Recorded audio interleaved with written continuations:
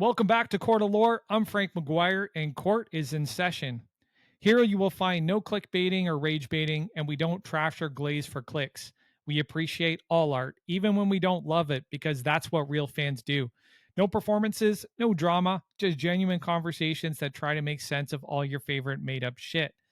In this episode, we start with Superman and Fantastic Four's box office troubles, but we suspect that something much bigger may be afoot.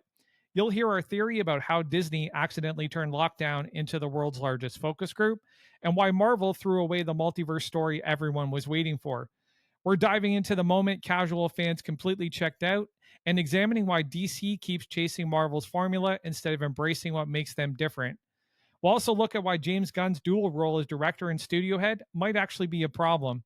And we cap off the episode asking whether Spider-Man Brand New Day can bring back the cultural event magic that made superhero movies must-see experiences. By the end of this episode, you'll understand why the entertainment landscape shifted so dramatically and what it means for everything moving forward.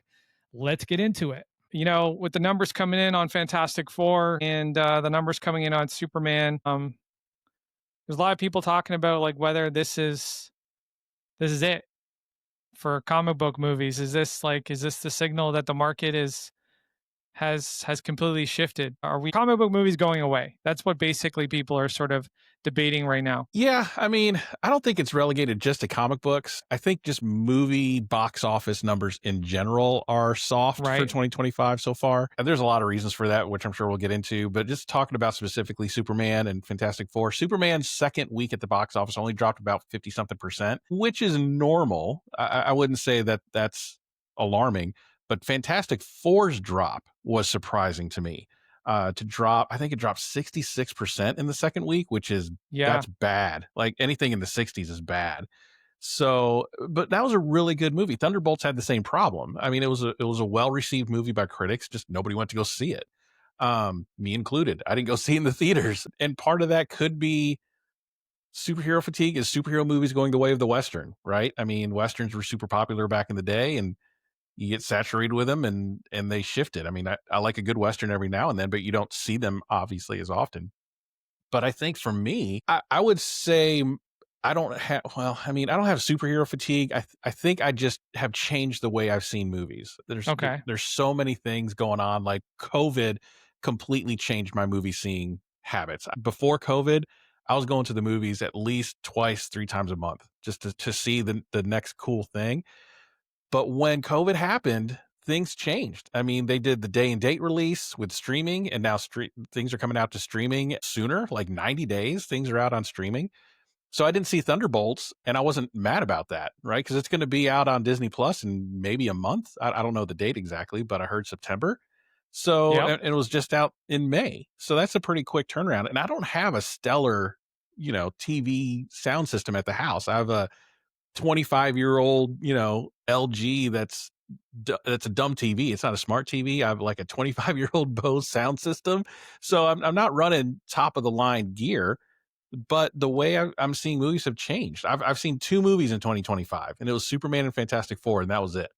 Haven't seen anything new or original. And that's another thing I think a lot of people are doing with the box office, is they're afraid to go see new movies unless it's existing IP. So there's a lot that's going on with these numbers. Just the movie going habits of everybody has changed. And I'm speaking just from a normal run of the mill fan. I don't dig into box office numbers all that much, but I know if I'm changing my movie habits, chances are I'm probably in the median of the norm of people that have changed their movie going habits.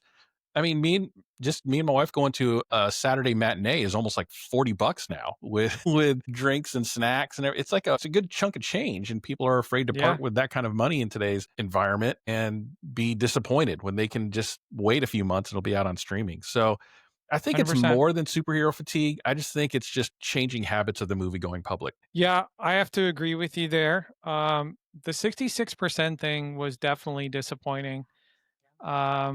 For Fantastic Four, I did find it a little bit alarming. Also, there's this narrative that's around the Superman movie where, have you seen this? It's this overwhelming, unprecedented promotion of domestic box office numbers. Yeah. With Superman. It's spin. It's spin. It's constant. It's Yeah. constant. It's almost like they're just trying to distract you from the fact that it's not doing well overseas or it's not doing well in other markets. They're just singing about the domestic thing. And to me, it just seems like there's a there's a group, there's a subset either within WB or even like and definitely in the fan base where they are doing whatever they can to differentiate themselves from Man of Steel Oh and from yeah. anything that Zack Snyder did. Yeah. And it's just like, listen, we don't want to talk about the fact that we haven't beat Man of Steel. How do we get around that? Oh, okay. We can highlight the domestic box office numbers. Let's do that. Let's beat that like a dead horse because that's exactly what's happening is they're beating that like a dead horse. Like it's just constant, man. It's constant. And going back to what you were saying about the habits of the movie going public. Now, I haven't had a chance to mention this on an episode yet, but Court of Lore and my studio, our parent company, Frankenstory Studios, we're actually working on a documentary where I've sort of mapped the entire phenomena over the last 10 years with Hollywood. And yeah, it has to do with COVID and it has to do with the change in habits that happened as we came back to normalcy. But there's so much more there. Like there's so much more there. It's multifactorial, and it probably, like I said, spans about 10 years. It involves everybody. It involves the fans, it involves commentators, it involves the studios, obviously. It involves the media, like the access press and the commentator press. Like it is insane. It's crazy how like how wildly this got out of control. So I'll touch on a few things that we have within our theoretical sort of framework for this documentary, but I'm not going to give away the whole picture, obviously. Right. But the COVID thing is definitely a part of that because I feel like before COVID, comic book movies and a lot of different franchise type of movies were events. They were cultural events. Yep. You couldn't miss out on it because if you did miss out on it, you wouldn't be part of the next conversation that happened at the coffee shop, at the bar, at the pool hall, at the gym, whatever. Like everybody wanted to be a part of that conversation. And Marvel did a great job of sort of normalizing fan culture. They did this fantastic job of normalizing fan culture where it wasn't just about guys like us. It wasn't just about comic book readers and comic book fans and just diehard nerds. There was a fan base that sat a little bit lower than us as far as knowledge and familiarity with the canon and the culture, but they were still fans and they were still committed and they were still going to every freaking movie because it was like, when they did the first three phases, it was like you're putting a new piece of puzzle in every time you went. It was fun. It was interactive. It was fun and it was interactive, and we've lost that. We've lost that, and I don't know whether it was COVID that did it or whether it was something else that did it, but that's something that definitely went away, and we've never been able to get it back. Yeah. I think the casual audience is gone. Yeah. I don't think they're coming back. I think the casual audience is gone, and the people that are left over are the hardcore people that, this has become a big part of who they are, became a big part of their identity. These parasocial relationships. Again, that's something else I want to talk about at some point too, because that's getting scary. That's getting really weird for me. Yeah, it's just become a big part of people's existence and cultural experience and their friend groups too. I think one of the things that we don't culturally talk enough about as a society is the way that friendships have changed for younger people. So for me and you, we have friends that we've had since school. Yep. Like high school, 20 years. And we can talk to them about anything. We can say the craziest crap in front of them, and they're not going to ostracize us and be like, we don't want to hang out with you anymore. Right. But in the context of an online friendship, a strictly online friendship, it's so easy just to dismiss somebody because they don't share your opinion on something. And I can see kids, especially the way that they react online to discourse, I can see them ostracizing their friends because they don't agree with, someone's take on Wanda Maximoff or, Peter Parker or whatever. I could see that definitely happening. Like, hey, you don't agree with us? that, Wanda was was 100% the victim in WandaVision. Well, you can't be a part of our friend group anymore. You're off our Discord. We don't want to talk to you anymore. And for some kids, that's all they got. That's all they got. So I've kind of gone off on a little bit of a tangent here, but let me bring it back to kind of the movie and the cultural thing. But my point is that these films built up these cultural ecosystems, these sort of ecosystems where we kind of all existed together, and it was very communal, and that's gone. Like, that's definitely gone now. And the discourse has certainly shifted along with that, where it's become a lot more combative, Tribal. a lot more tribal, and it's the fun's being kind of sucked out of it, if I'm being honest, a little bit. Like, it's definitely not as fun as it used to be as far as the entire experience goes. So I can see why casual fans are abandoning it. But what I think happened was this. Let me kind of put this in as simple as terms I can. When we took that COVID break, the casual fans that were committed to phase 1, 2, and 3 of Marvel, they love those movies. So we get hit with phase 4 and we get hit with phase 4, like middle of phase 4 when COVID hits. Mm-hmm. That's literally the beginning of it. Black Widow. Yeah. Black Widow was the first one in phase 4. Yeah, so first project out of phase 4. And it was a day and date release. We're all stuck at home. Yeah. We're all stuck at home. So there's no opportunity to reconnect to it culturally as a group. We're all watching it at home. Sure, we're talking about it online, whatever. And that continues on. And then we get to Loki, which is the next project. We get to Loki. And there's this promise of this vast multiversal story that we're going to get. And they set it up perfectly in Loki season 1. Credits roll, and what's happening behind the credits, Rich? I don't remember. What? The Marvel multiverse is collapsing. Multiverse, yeah. Collapsing. Threads are collapsing onto each other. And we end that series thinking in our minds, okay. And then nothing was This is going to go somewhere exciting and somewhere interesting. Yep. And then what happens? Nothing. No follow through. Yeah. No follow through at all. What happened in Loki had no consequential effect on anything else in Marvel. The only multiversal movie was self-contained. The multiversal aspect of it was self-contained, with Wanda using the Darkhold to try and find her sons. So it didn't get tied back into Loki. It didn't get tied back into something we'd already connected with. Right. So how are we supposed to connect with it? Plus, it's this missing, they make this promise to us. They make this guarantee to us saying like, hey, commit yourself to the Disney shows. It's going to be great. It's going to be, it's going to expand your experience. It's going to make the cultural experience even richer. That's what Disney Plus is going to do. And what does it do? It doesn't do anything like that. It doesn't do anything like that. I would contend it made it worse. Yeah, it did. It did, because it didn't bring anything back. It didn't clean up any of the threads. Right. And I'm not being ironic about this, and I'm not trying to, again, like, this isn't a pun. The threads thing with Loki, that's literally what Loki was about story threads. Yeah. So the fact that they don't follow through on Loki, and they just kind of like, yeah, here, take the Marvel universe. This is what we're giving you. Enjoy it. Be happy with what you get.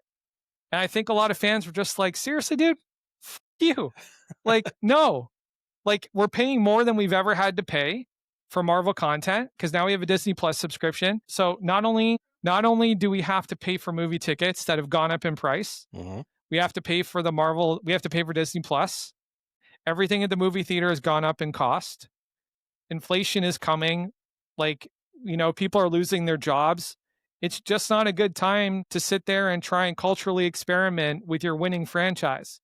Just turn on the money machine and let the run, dude. Like, just follow the that you started. And then the other thing I think that people don't talk about enough when it comes to Marvel is that all the new characters are just Fortnite skins of old characters. You got a new Thor, you got a new Hulk, you got a new Black Panther, you got a new Captain America, you got a new Iron Man. It's just Fortnite skins of all the old, like, all the same characters. I feel like, personally, this is my belief, and I'm not trying to be conspiratorial, even though I'd love to be conspiratorial. But I think what we witnessed was Marvel trying to make the best out of a bad situation. What they did was they ran the biggest test marketing campaign in the history of the film business. We were basically all trapped at home, and they were running they were basically running a focus group. Like, let's see how people respond to these characters. Let's put them out on the shows. Let's put them into new movies. Let's see how they respond to these characters. And that's why we didn't get the multiversal that we could have had. Yeah. And I don't know, like maybe Kevin Feige and his team haven't been transparent enough about the difficulties that COVID presented. Maybe they had a whole story post Loki that was like all ready to rock and roll, and COVID everything up. If that's the case, they need to come out and say that, because our perception right now is that we were sold a false bill of goods and we didn't get what we invested in. Yeah. So it would actually be in their best interest to say, like, hey, you know what? We had this great thing lined up post Loki. We were ready to roll it out, but because of COVID, we just couldn't execute it. We just couldn't do it. We didn't have the funds coming in from the parks because we had to shut down the parks. There's a whole bunch of reasons. Like, there's got to be an explanation as to why they didn't follow through on that particular thread, you know? Yeah. But listen, I've thrown a ton at you. And in a way, I was kind of like plugging our doc when it comes out, but this goes deeper. Like, this goes so much deeper than what I've said. Like, there are probably 5 or 6 other contributing factors beyond what I just laid out. Yeah. Like, it's bananas, dude. It's bananas. People are going to be talking about the last 10 years of Hollywood for the next 600 years, because that's how crazy it is. That's how crazy it is. And Yeah. we'll get into that in the documentary. Yeah. So a lot to unpack. So rewind. Yeah. No. So I think the movie, the box office for everyone has been bad for 2025, but Marvel could have been the outlier if they had continued to stick with the formula that worked in the first 3 phases. Yeah. What I think happened in the beginning of the downfall of Marvel was a perfect storm of COVID, the writer's strike, and greed, especially the launch of Disney Plus. Disney Plus, they were hungry for content. You want to launch Disney Plus with as much content as you want. And they had already a ton, but they had to get original content out there. People weren't going to be happy with just the library of old Disney stuff, the library of old Star Wars stuff, the library of Nat Geo stuff, and all that. Iger, in his wisdom, said, make everything. The reason why phase 1 through 3 worked so well, the Infinity Saga worked so well, is that they spaced everything out enough to what you were talking about. It became part of the culture and people talked about it, and people missed it enough to where when the next event came out, people were like, oh, I got to go see that now. But when you throw so much, and this is where you lost the casual fan, is when you throw so much out there, it's too much homework now, man. Like with Fantastic Four, it's 37 movies now that people felt like they had, just movies, not even talking about the TV shows.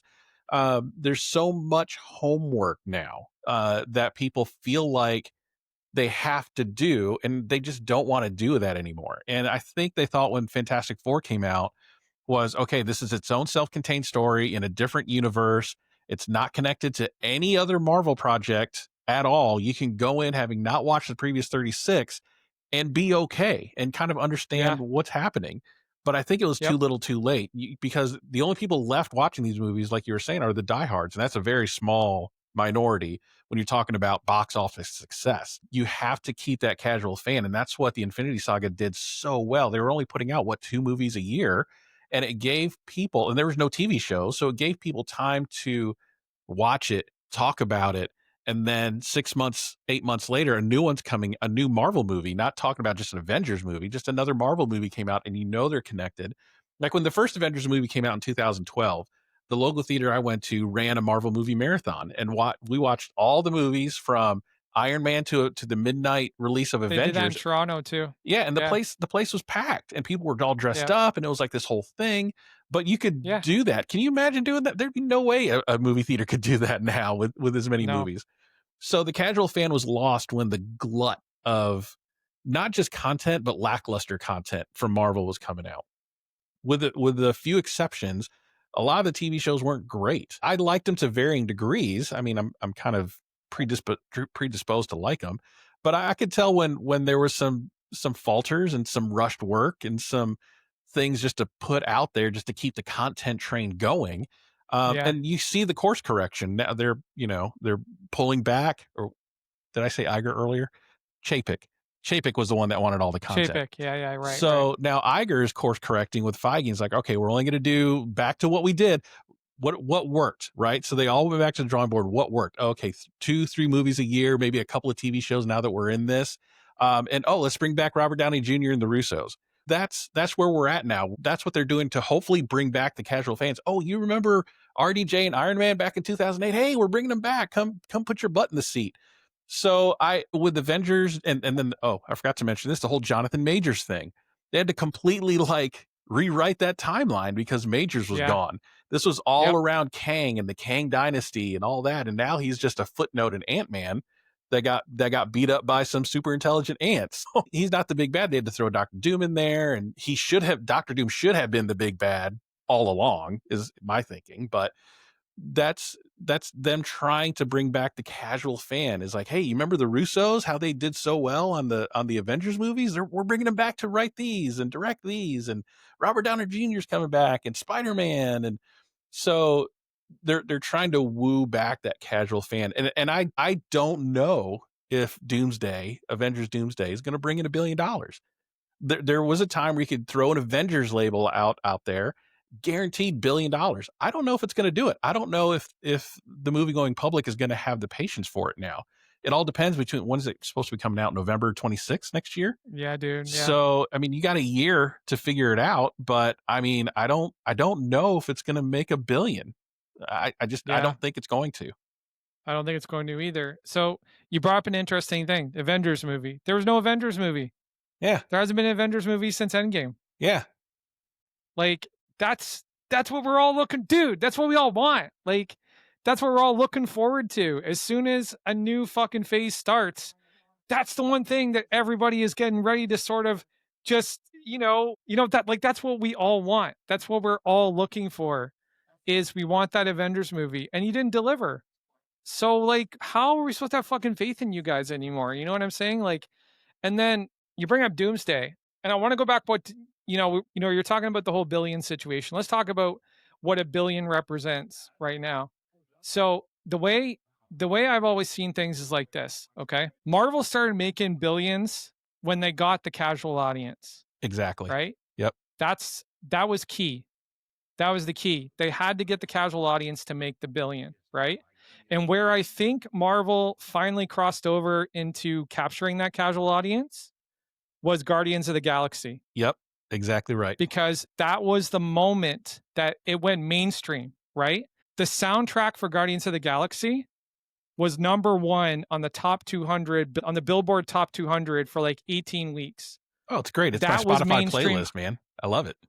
That's the mainstream crossover. And Marvel had never had anything like that before. That is when Marvel finally went mainstream, was Guardians of the Galaxy Volume 1. That was the big shift. And from that point on, any of those movies could have made $1 billion. Any of those films could have made $1 billion. And the reason that they did make $1 billion was because they did capture that casual audience. Now, here's where WB doesn't get it.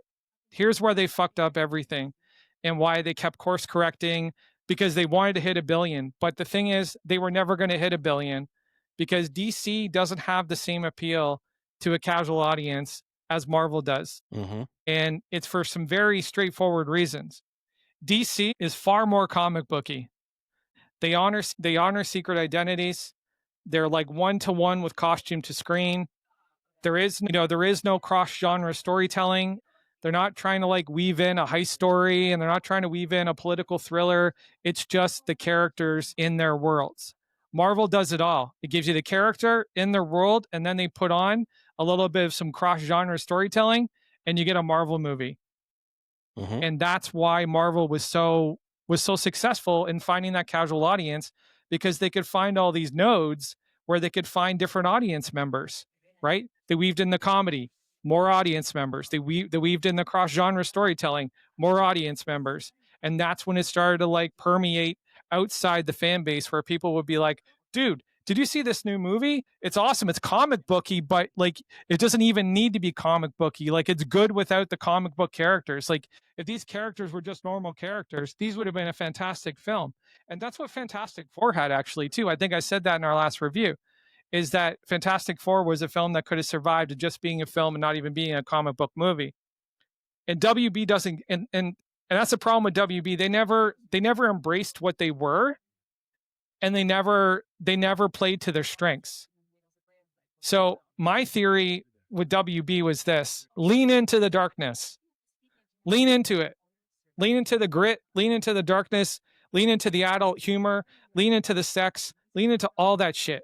Do everything that Marvel isn't doing and find yourself a fucking audience. Because they could have pulled casual fans that way. Because we've seen casual fans do $1 billion box office for 300. We've seen casual fans do $1 billion box offices for Sin City. We've seen casual fans do, $1 billion box offices for a lot of really gritty comic book shit. And there are different sort of vectors of appeal, and they were only relying on one. They were like, we got to be the next, we got to try and be more like Marvel. No, you got to be DC, and you got to figure out how to be DC, but without trying to be like Marvel, And I think that's where they really fuck things up, because I think that they were headed for $1 billion box office under Zack Snyder's vision. I really do. I think, personally, my belief is this: if WB hadn't interfered with the BVS cut, if the Ultimate Edition had gone into theaters, I think they would have made $1 billion off that cut. I really do. Would you agree or disagree? I would agree with that. That was the whole reason why they brought Whedon in to fix Justice League, right? They tried to Marvelize Justice League. And I think that's the main difference. You're talking about the difference between DC and Marvel, or WB and Marvel, is that DC's characters, Superman, Batman, Wonder Woman, Aquaman, Flash, they're much more mythic than the Marvel superheroes that we've seen on screen. Exactly. Captain America, Spider-Man, all those, Iron Man, they're much more relatable to the casual fans. They gave them foibles that we as general audiences can identify with. But how do you identify with a Superman? How do you identify with a Wonder Woman? So what Zack Snyder did is he leaned into that mythos. He leaned into the godhood of these particular characters, even Batman to an extent, a billionaire. But he made them fallible. Right? But he did make them fallible. Sure. But he tried to, his universe was the answer to Marvel's lighthearted, quippy thing. Exactly. Yeah. For me, it worked. I liked watching DC opposite Marvel because it was two different things. Me too. That's what I loved about it. Was like, hey, you know what? I've seen enough Marvel movies, like, enough tense moments being undercut by jokes. I'm going to go watch a DC movie and I can get a whole different vibe. And that's what I loved about it. Yeah, I mean, and that's what Zack Snyder did, and he's kind of the perfect filmmaker for that type of filmmaking. Is he leans into the mythos of the characters and of what DC represents. And it was kind of the anti Marvel in that sense. And The Boys is very similar to that on Amazon Prime. Very much not Marvel, and it found an audience. It's got its own spin-offs now, which are really great. It was just something that was different and something that people could watch that wasn't Marvel. But when they brought in Whedon to try to Marvelize Justice League, it didn't do great. Fell on its ass. Yeah, it was not great. So I just think that a lot of things in terms of like the superhero fatigue, a lot of it is homework. A lot of it is just the movie changing habits of the general public. So I don't know post Fantastic Four. Fantastic Four was supposed to be, we're Marvel's back, baby, but we're not. I don't think it was. No knock to Fantastic Four. Great movie, loved it. Yeah, and I do think Marvel, from kind of like a storytelling standpoint, was back in that sense. So yeah, I just think trying to do the universe thing is tough. I mean, DC's trying to reboot it again with James Gunn, and people have seen that, done that now. So it's not going to be this new novel thing that they're hoping for. I think the only difference is, they're integrating Creature Commandos type of animated series with it now to be part of the canon. So yeah, I just think it's kind of where we're at now. I think you're asking, some of these universe building movies are asking too much of their audience to do before watching the movie. I agree. too much Yeah. homework. It's just too much. And then people are like, you know what? I can't do it. I'll just wait for it to come out on streaming and I'll watch it on my own time. And Yeah. you have to meet people where they are now in terms Yeah. of how you do these movies. So I think what both of these universes need to do is make your movie, tie it tangentially to the greater story. Don't make it so dependent on people having to watch 37 movies and 15 TV shows to understand one scene in Totally the agree. next movie. Totally agree. Yeah. Do you have any insights on what could have been different about Fantastic Four to give it a better box office? Man, I don't know. I mean, I think releasing it 2 weeks after Superman might have been a mistake. Yeah. I would have probably, if I could have done it before Superman, I would have done it, or wait until November. Okay. And because this is the last Marvel movie until 2026, so you have the runway to lead into it. And if superhero fatigue really is the case, don't release it 2 weeks after Superman. Yeah. I would have done it before, or I would have done it way later. I think because it's not the movie. The movie's good. I don't think I would have changed anything about the movie specifically. I just think you put two event movies really close together. And back in the day, you would do that. Remember the dueling volcano movies, Dante's Peak and Volcano, that kind of Yeah. came out. Deep Impact Yeah, and Deep Impact and Armageddon. It kind of reminded me of that. I'm like, oh man, it was like back in the '90s when we were doing stuff like this. But people's movie viewing habits have changed, and I saw Superman, Fantastic Four. I'll wait.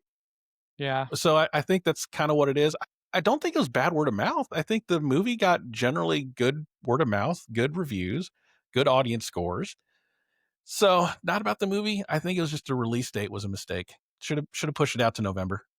So my thoughts are this: in the lead up to the film, there was some negative press around it. Like people were just like, "Oh shit, Sue Storm is going to be the center of this, Oh, and it's gonna be super it's gonna, woke. yeah, it's gonna be super woke." And then the Shala Ball thing, the Northern Rat. Like, I think here, okay, here's what I'm thinking right now. I think every comic book movie coming out, if they want to be successful, they need to do whatever they can to mitigate any of these kinds of criticisms as they possibly can. They need to test the film with left-leaning people and they need to test the film with right-leaning people. And they need to understand both sets of data and they need to move ahead based on whatever feedback they get. Because what's happening is we're becoming as a society more polarized politically and we are becoming very rigid about our thinking, our behavior, our spending, etc., based on these sort of political undercurrents. Like that's definitely a part of it. And I think if they had led with Nor and Rad, I think it could have been a bigger movie.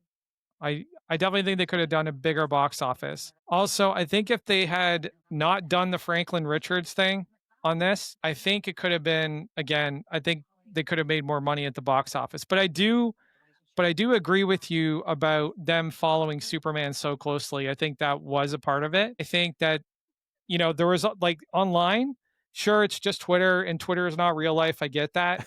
But there was a fan base of Superman who was, actively going up against Fantastic Four and saying horrible things about the movie. And then there was a fan base of Fantastic Four fans who were doing the very same thing to the Superman movie as we were leading up to it. There's just this culture of like tribalistic, like, combat, like online combat. It's getting ridiculous and it's getting really embarrassing to even witness these days. I was like what fucking world am I in? Yeah. Like it doesn't make any fucking sense to me. Well, a lot of the discourse about Fantastic Four being afraid of being super woke, you go to see the movie and you couldn't have been proven more wrong. It's Just not it woke at all. wasn't. It's And not woke at all. you're talking about testing things. They could have tested this, and people are going to look for things that You're aren't right. there all the You're time, right. But right? you're So right, but they need data. But they do need data. And I think the other thing that's hurting these movies is too much content is being released beforehand. I put together the Superman plot from the content, there is a lot of like right? previews and clips. Yeah. Like when they showed the clip of Reed Richards talking to the press and saying he wants our son. Big mistake. Huge mistake. You should not have shown that in a YouTube clip. And same Huge thing with mistake. Captain America: Brave New World. You should have kept the Red Hulk under wraps Hulk the is entire surprised. time. Exactly. And framed, not lie to us as a preview, but you could have Right. told a preview without Red Hulk being involved at all. It was just a kind of another conspiratorial theory movie a la Winter Soldier, and kind of tap back into that vein that made Winter Soldier so good. And then, oh my God, you see the Red Hulk in the theater? That would have got people talking for weeks. No matter, it could have been the same movie, and it wasn't a great movie. It was fine. It was fun, but you spoiled it for me at the beginning. But that's Marvel not trusting its audience and saying, I got to show you this big, huge thing now, hoping you'll come to the theater and see how that happened. No, man, leave me something. They're making things worse. That's the thing. They think every solution that they have to this problem is making things better. It's not. It's making things worse. It's compounding, and it's just making things worse and worse and worse. And they don't understand what they're doing. They don't even understand what they're up against because they're so in their own little fucking bubble, and they've gotten to this place where they feel comfortable even criticizing fans. Let's look back at Lucasfilm and how they've handled recent criticisms to their content. You have them calling people, they're calling people bigots and calling people racist because they don't like their fucking show. Yeah. Like, what? You have Ewan McGregor, you have Obi-Wan Kenobi putting up videos on social media saying, like, if you don't feel this certain way about this, then you're a bigot or you're a racist. What the fuck? Like, in what world do you think you're going to be financially successful by insulting your customers? But I just think the way they're doing things, and I think part of it too is I think we're past the age of the movie star. Like, there's not a bankable movie star anymore. Like, gone are the days now where you can slap a name on a movie and guarantee butts and seats. It's just not that anymore, I don't think. There are a couple that still do that. Sure, I mean, Tom Cruise is single-handedly trying to save the movie industry.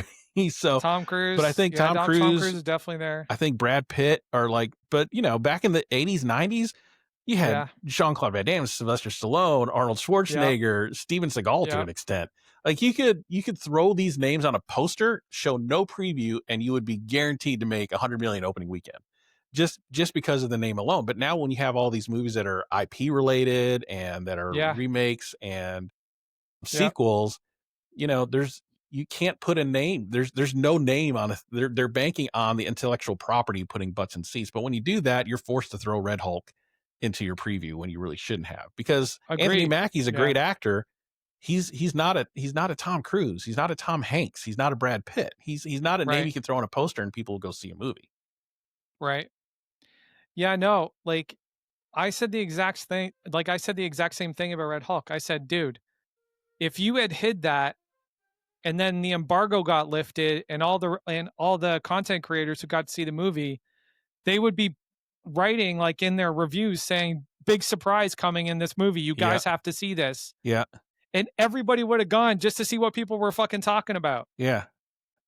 I mean, because imagine seeing Harrison Ford for the first time turn into the Red Hulk. You'd been like, oh my God, I can't believe 80-year-old Harrison Ford is a Hulk now. Han Solo just turned into a Hulk, dude. Yeah. Like, what the that would have been water cooler talk for sure. But exactly, they blew the load in the first preview. So it's like, what else do you got? Exactly. Yeah, they have to stop showing so much content in their freaking previews. It is just so boring. People can piece the story together. They know what's going on as they're going into the theater. That is not what you want. You want people who are looking to be surprised. Like, that's one of the reasons No Way Home fell so flat for me, was because I knew that Tom and I knew Andrew were coming. If you had surprised me in the theater with Tom and Andrew, holy shit. Yeah. I would have been standing on my seat. Like, I swear to God, the way that I genuinely reacted to Thor coming in Infinity War for the final fight and Cap catching Mjolnir. Oh my gosh. You're never going to have events like that in the theater ever again. But you could. That's the problem. You could. You just don't have anybody who has the creativity to do that anymore. Yeah. Like, that's just, let's face facts here. Yeah. And the one thing we should talk about in this conversation, because it's only fair, is that there have been some cultural outliers as far as subverting this sort of black box office black hole. You had Barbie, you had Oppenheimer, you had Dune, and you had Deadpool and Wolverine. Mm-hmm. And I think one of the things that needs to be said about Deadpool and Wolverine is it's very simple. Force multipliers in all these movies. Nostalgia for that one particularly. Nostalgia for most of them, but also the return of Hugh Jackman as Wolverine. Like nobody's gonna not go see that. That's Yeah. just not gonna happen. Yeah. And Ryan Reynolds as Deadpool again, nobody's gonna miss that. And in the same movie? Yeah, and in the same movie, exactly. Like seeing Deadpool and dude, Yeah. everybody's going to see Deadpool and Wolverine in the same movie. Yep. That's not going to be something you skip, right? Yep. And then Dune, Villeneuve just hits it out of the park every time he steps up to the plate. So everybody can confidently go see that movie and know that it's going to be a banger, right? Mm-hmm. Barbie was a cultural event because it's Barbie and people were talking about it like it was the greatest thing since sliced bread. Oppenheimer, I think it was more or less Nolan. Like I think Yeah. Nolan drove most of that, but he put together one of the greatest casts of all time. And the funniest defense I heard of Superman when people were like complaining about the number of people in the movie, they were like, "Oh my god, Superman's like so overpacked. Like they got so many characters, too many people to follow." John Roca, who I think you know, the commentator, he's like, well, Oppenheimer had all these characters. Dude, Oppenheimer's a historical event. You Yeah. can't like write people out. And it was an extra Like hour long too. yeah, it's extra but it's a historical event. Like it's a historical event. You can't just be like, hey, you know what? Cast is too big here. We got to get rid of Einstein, guys. I'm sorry, we just got to get rid of Einstein. What? Right? You just We don't need him in can't there. do that shit. Sorry? It's like, we don't need him in there. Right, exactly. He can just be implied off screen. Exactly. Too funny. Too funny. But anyways, when we release this documentary, you guys are not going to believe what we've mapped in here. It's going to be mind blowing. Like I can't wait for this thing to come out. It's going to be huge. It's going to be huge.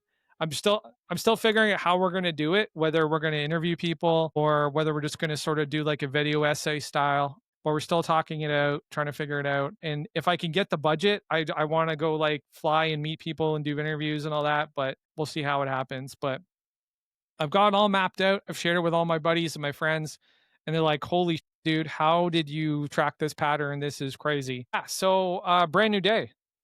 Yeah, Exciting. speaking of revealing too much, my God, Yes. this is like the least protected movie lot I've seen ever. Like, yeah, if enough of these leaks come out, you can piece the movie together without watching it.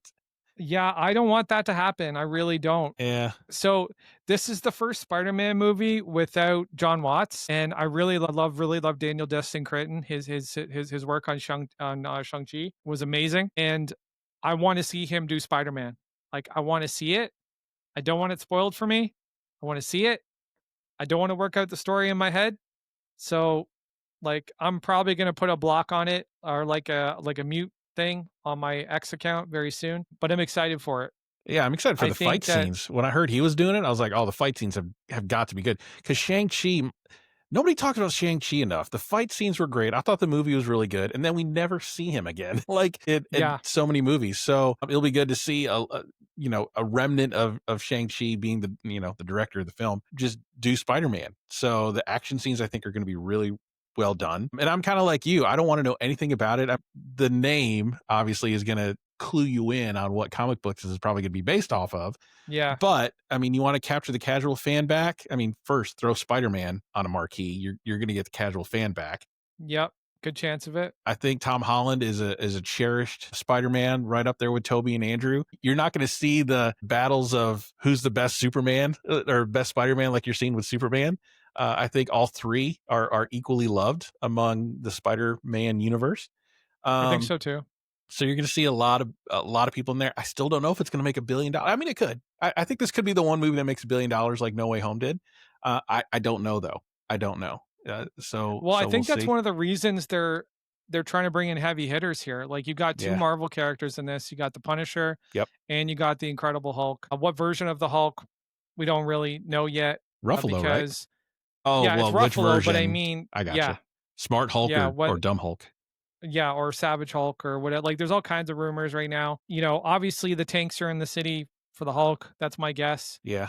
Or it's some sort of post Daredevil, Born Again. New York City, Mayor Fisk is martial law type. That's another direction I think this is going. If I'm being honest, that's kind of where I see it probably tying in. Because there's rumors about the Kingpin being in this too, Hmm. but nobody's mentioned Daredevil being in it though. So I don't know, but I'm excited to see it. I'm not a big fan of John Watts as far as what he's done with Spider-Man. I don't know if you've been a fan of John Watts with Spider-Man, but Yeah, I liked it. I like the John yeah, Hughes aspect of the first movie. You could clearly see the inspiration of a John Hughes flick in the first Spider-Man movie. I thought he did a but good it's job not with the really a trilogy. Spider-Man movie though, right? Like What's it that? doesn't feel Spider-Man to me. No, not that first one. No, I mean because you're starting in the middle of his being kind of in the middle of his being Spider-Man. So you don't get the origin story. So you're kind of thrown into the middle of it. But I mean just the characterization too. It just doesn't connect for me. So for instance, he's not very quippy, he's not very funny. Yeah.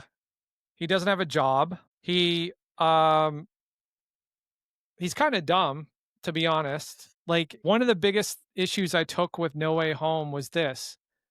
I couldn't I couldn't get beyond the fact that they fumbled the inciting incident, like the whole MIT thing, Mm, right? John Watts, think about this for a second, okay? MIT. Tony Stark went to MIT. He was the biggest, like he was yeah, he was like their biggest contributor, like their biggest donator. mhm, mhm. One phone call from Peter to Pepper Potts solves that situation in 30 seconds. Like there's no real reason to bring Doctor Strange into this at all. Yeah. So it was stupid. And not only that, but Peter doesn't know that he can appeal the decision. Like he doesn't know we can call the school and appeal the decision. Yeah. That's stupid. Like it's just a poorly put together film. I love the scenes with Toby, Andrew, and Tom are great Yeah. in a vacuum. I think they had to rewrite a lot of it because America Chavez was supposed to be in No Way Home, but Yep. they changed the release order or something, and that's why they had what was his best friend's name doing the sling ring like he's learned it his whole life. I forgot what his name was. Ned. Ned, yeah. So then they had Yeah. Ned as some sort of like sling ring bear when that was supposed to be America That to was the doing fucking that. worst, dude.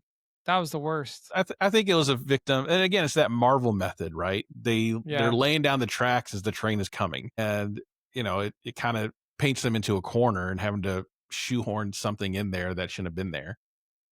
Yeah, I would love to read that America Chavez script and see how they did that because it would probably make a lot more sense than Ned doing it in his grandma's kitchen Yeah. and Toby and Andrew just randomly finding them. So yeah, so brand new day. I mean, I'm looking forward to it. I'm like you, I'm trying to stay away from the clips, but they pop up. But I'm hoping they don't do the same mistakes that we've seen and show too much because you don't have to show too much for Spider-Man. You're gonna be guaranteed people to see it.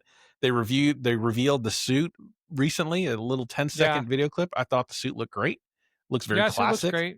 Looks very classic. Those Kind web of shooters look awful though. It oh looks like yeah. he's got it looks like a bracket from a door like on his wrist. Like it just does not look good. Yeah, maybe it's they're getting the feedback, maybe they'll change it. But Hopefully. overall, I Hopefully. thought the suit looked really good. And this is a relaunch of Spider-Man. This is the Right. Spider-Man we've all come to like love in the comic books. He's down on Hopefully. his luck. He's barely able to pay rent every month. Like this is why we love Spider-Man. He's one of Yeah. us. He just Yeah. happens to have, spider powers. So What does this Spider-Man movie have to have for you to get excited about it? I don't know. I mean, I'm already excited just to see Tom Holland back on screen before Yeah. Doomsday. Having the Punisher in there was icing on the cake. I wasn't expecting any of that. I thought this was going to be, a central Spider-Man movie. But I Right. think I was watching or seeing something on either TikTok or Instagram, the list of the villains. Like these villains are off the wall. I didn't see a Green Goblin in sight or a Hobgoblin in sight. Scorpion. Yeah, Scorpion. So this should be pretty good. But yeah, I'm pretty excited just hearing the names. Seeing that John Bernthal's going to add a lot of gravitas to the film.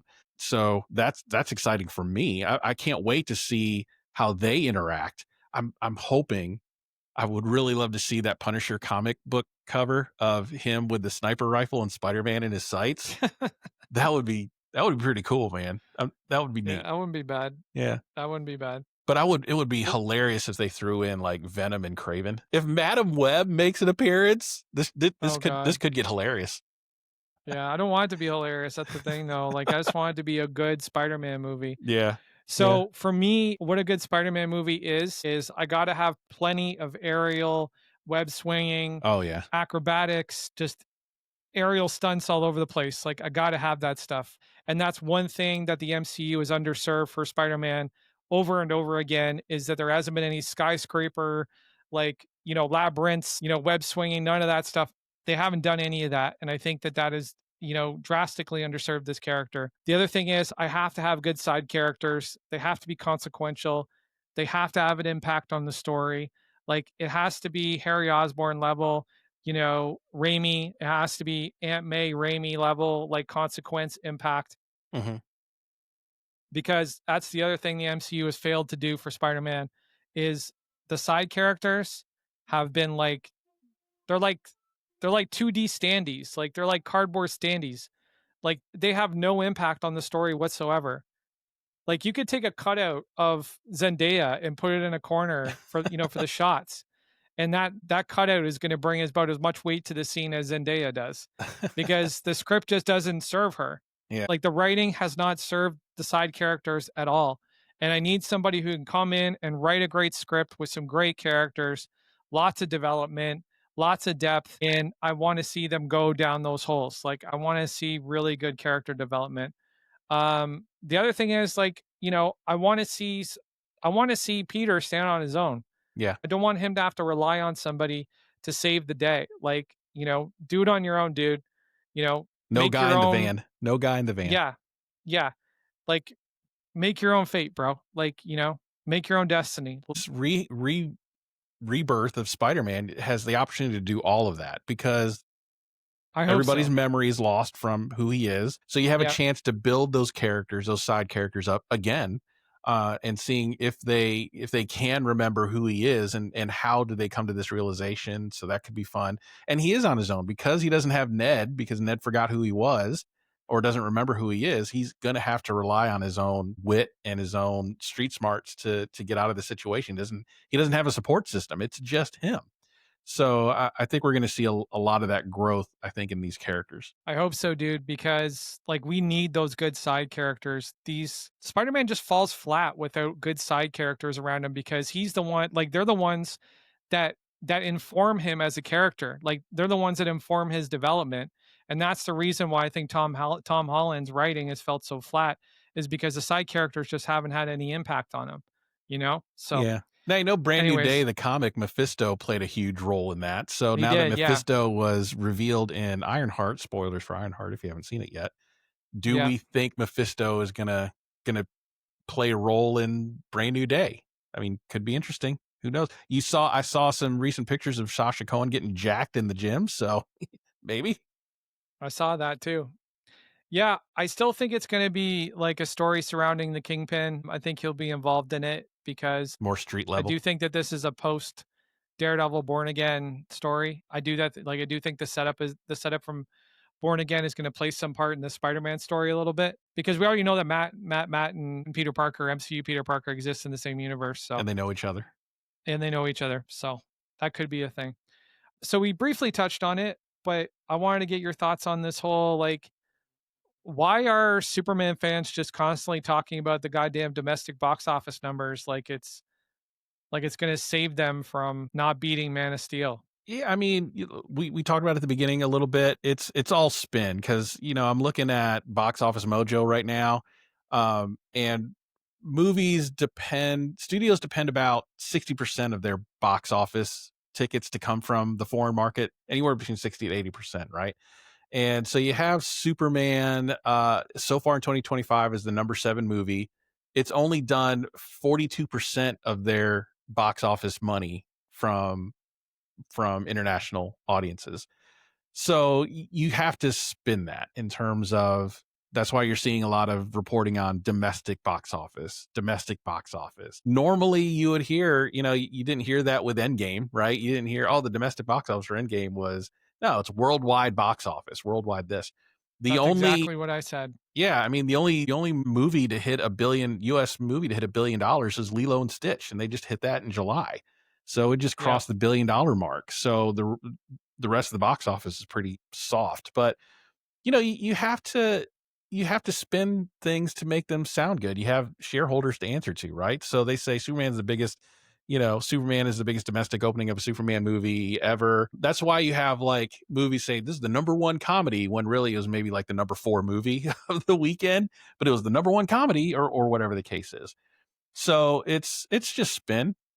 It's any way to paint a positive picture on a movie that's not doing so well overseas as they hoped. But really, I mean, the majority of the box office isn't doing great overseas. You have Fantastic Four only did 46% overseas of their box office. F1, F1 actually did really well, 68%. But Yeah, because F1's more of an international sport. it's a universal thing. Yeah, and then we talked about Mission Impossible and Tom Cruise being a global superstar. He did 67% of that Of movie's course. box office was Yeah. foreign. So Superman, Fantastic Four just did not appeal to foreign audiences for some reason. So Superman is surprising that it didn't. Fantastic Four, I get why. It's much more of an American thing than I think a lot of foreign audiences don't understand. Maybe I would Fantastic argue Four. that Superman is far more American in the eyes of the international audience than Fantastic Four is, but Yeah, but he's a more known entity than Fantastic true. Four Yeah, globally. I agree with that. So, But but yeah, but yeah, it's just no, it is you just spin. gotta spin it. Yeah, it is spin, but it's also just really, really weird that it's not just it's not just the industry media, it's not just the access media and the online media, it's literally fans. I think that they were all so hopeful about beating Man of Steel so that they could forget about it once and for all, so they could like put it behind them forever. Um, that they're just sort of like in major cope mode. Like that's the way I see things a little I bit. gotta say, and I don't know if it's because I'm a part of this podcast now, but I have not seen two camps of movie fandom. Yeah, Even during the Star Wars days, right? Even when Last Jedi came out, I saw it, but nowhere near the level of Snyder versus Gunn fans of Superman. I'm like, yeah, this is crazy. Like yeah. They're nuts. it's just another director's interpretation of the character. Yeah, That's it. It's not even yeah. that big of a deal. It's just a And they're movie. friends.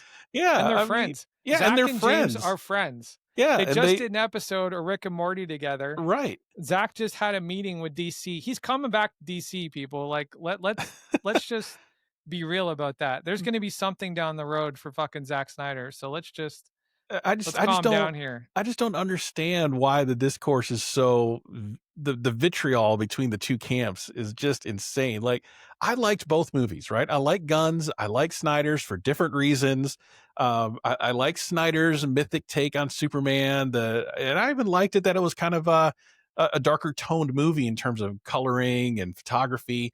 And I like Guns for the exact opposite reasons. I like that it was joyful. I like that it was colorful. I like that it was fun.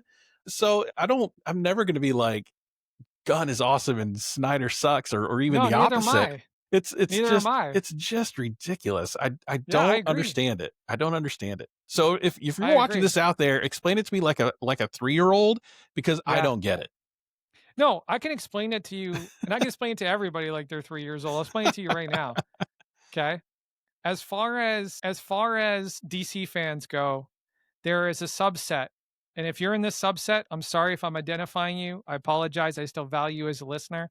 But there's a subset that has this mindset where it's like one set of standards for Zack Snyder and one set of standards for everybody that isn't Zack Snyder. Okay. And I've seen that in action. It's not something that I'm making up. I've seen it play out. It's ridiculous. See, when Zack Snyder haters criticize Zack Snyder's work, they have to misrepresent what's actually happening in the film or what's happened in the particular project they're talking about. They can't speak about it honestly. They can't use the words that you use to describe it. Mythic, gritty, etc. They're just always like dark, depressing. They have all these buzzwords that are very loaded, that are very loaded. And they'll talk about the particular scenes that are the most controversial in the most dishonest way. You know, they like when they talk about when Jonathan Kent dies, they won't talk about the fact that before Jonathan goes to the truck to try and get the dog, everything looks fine. Like it doesn't look like the tornado is just going to come in and kill everybody. Like it's off in the distance. Jonathan just kind of like casually like jogs over to the truck. They won't talk about that. What they will talk about is how Superman let his dad die. And they won't talk about the fact that they know he doesn't have super speed yet because he doesn't have super speed. Because if he did have super speed, why wouldn't he use it to save the kids on the bus and not get caught? Why wouldn't he use it to get to the scout ship in Alaska? Why hitchhike all that way if you have super speed? He doesn't have super speed yet. So they won't be honest about that. What they want to do is they want to find vectors to attack the film so they can say that Zack Snyder is a bad filmmaker because they don't like Zack Snyder. They have this grudge against him. I don't know where it comes from. I know a lot of Zack Snyder fans who like James Gunn, and I know a lot of James Gunn fans who like Zack Snyder. I like both directors. I think both directors are supremely talented.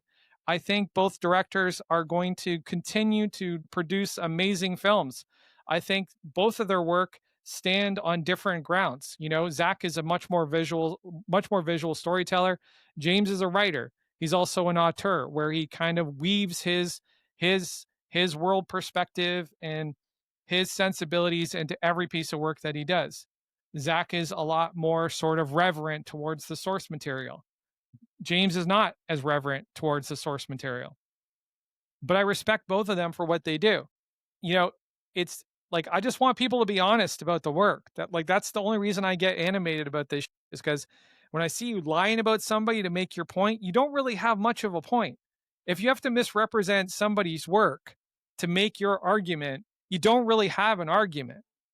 If the Zack Snyder haters really wanted to take down Zack Snyder, the best way to do it is to make an objective, fair argument against his work that undercuts what he's doing.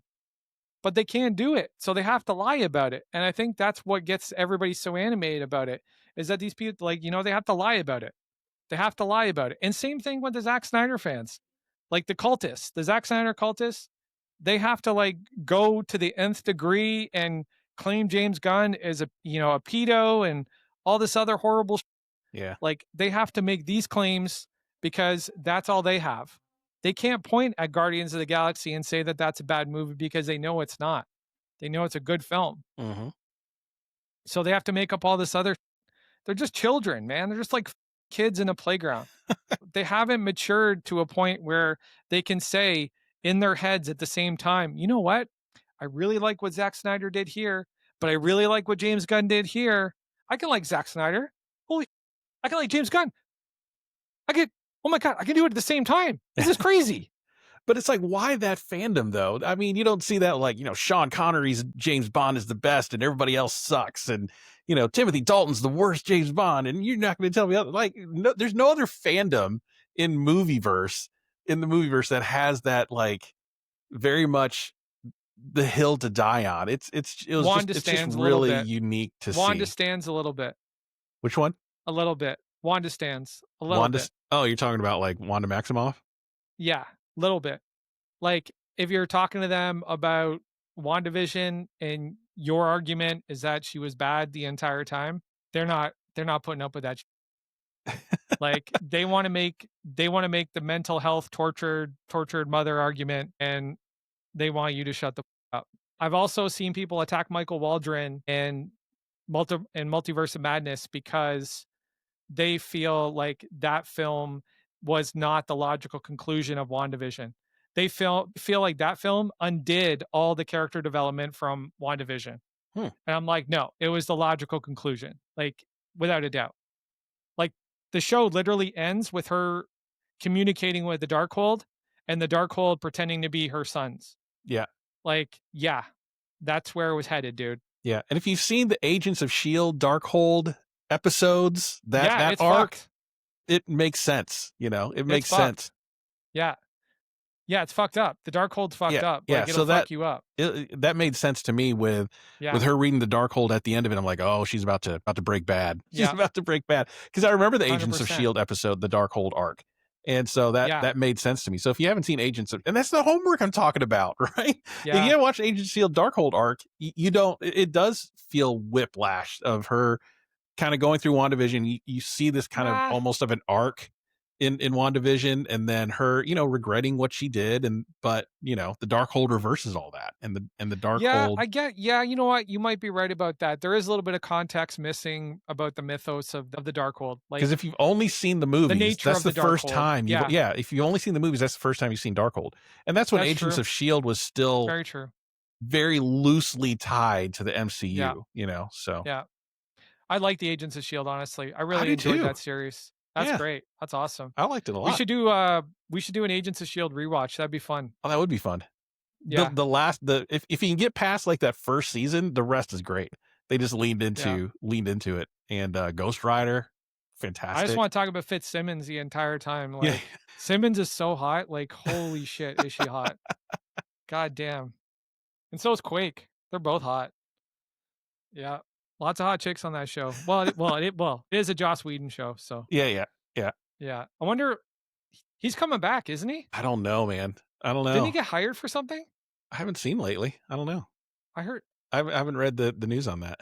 I don't know. I heard he's like friends with Gunn, so he's like coming back for something. Could be interesting. Yeah. Bold That strategy, doesn't help Cotton. Let's see how it works out. that doesn't help James Gunn's No, controversial no, comments at all. it does not. No, it does not. No. Distance yourself from Joss Whedon, please. Yeah, was one not available? Oh my god.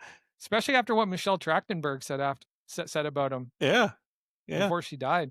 She's like, you couldn't leave me in a room with him like alone. Like, nope, nope, yeah. not I being don't. in a room with Joss Whedon. Yeah, I don't see him getting any work anytime soon. Yeah, Gal Gadot It'd said have to some be shit too. uncredited and something. He'd have to hide his SAG card or something because it's not, or Yeah, his Writers Guild card. change his name. Yeah, yeah. Change his name. Oh, yeah, Gal Gadot said something about him too. Mhm. Hey, wait, maybe that's why James was denying the meeting. Huh? I don't know. Possibly. I don't like that he denied that meeting. I believe Gal, but that's me. Mhm. Do you believe Gal or no? I haven't read about that, so I don't know. I'm not for sure. That she I'm not claimed for that sure she the had a meeting context. with Safran and Gunn about Wonder Woman 3? Oh, no, I didn't hear that. So I haven't Yeah, read that no, one she yet. came out publicly and said she had a meeting with Gunn and Safran and that, she was really excited about it, and Huh. then Gunn came out publicly and said that never happened. Oh, wow. I don't know. Yeah, Why would Gal lie about that? exactly. She has no incentive to lie about that. Yeah, but the co-CEOs of a studio do, especially if they don't wanna carry through on the project. Yeah, yeah. Especially if you're trying to create a whole new DCU and leave the Yeah. remnants of the DCEU Oh, you know what? behind. That's the note we should leave the show off on. So John Campea put up a video this past week talking about his concerns about James Gunn as we move forward. He was saying that with James being the co-CEO of DC, he doesn't think it's a smart idea that James is creatively involved in all these projects moving forward. Conflict He of wants interest. James he wants James to run the company. He wants James to run the company. He wants James to go and find great talent. He wants James to put great talent onto these projects.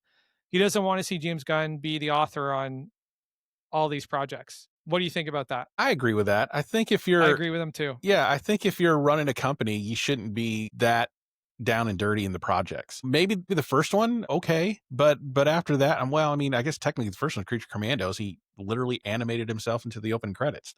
He did. So is he going to Yeah. be one of them like micromanaging control freak bosses? Like, yeah, I think that the part what him and Saffron have to do is right the ship at DC, and you can't do that if you're rowing the boat, right? Totally agree. You gotta like cast the vision and then Yep. bring in writers and directors and actors that align with that vision and put out a great product. You can't be part necessarily like a journalist. You got to report the story. You can't be part of the story.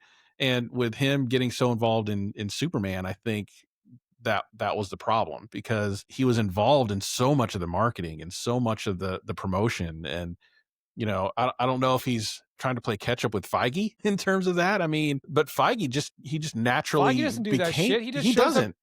Yeah, he just shows up at the red carpet with a hat on and just makes Yeah. a couple comments. But he became part of that just over a long period of time though, and Yeah. Gunn's trying to do that in one shot. So Yeah. yeah, I agree with that. You need to lead the troops, but you don't need to be like in there with the bayonet with them. You got to Yeah, cast I the agree. vision and point everybody in the same direction. You lead. Um, Yeah. Yeah, I agree. And also, let's be honest. James Gunn has already demonstrated that he's fairly self-indulgent and that he doesn't have any qualms about inserting himself directly into the content yeah. and almost mythologizing himself inside the content, which is what he's done Hmm. with Superman. And that's pretty that's pretty self-indulgent. And I think him stepping back into the CEO role is going to be would be a good thing for him so he can get a sense of where he's really at within the process. Hmm.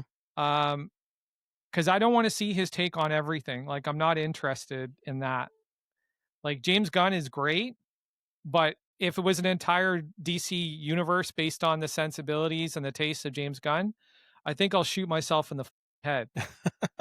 And I'm just not ready for that. Like, I want a diverse creative pool, right?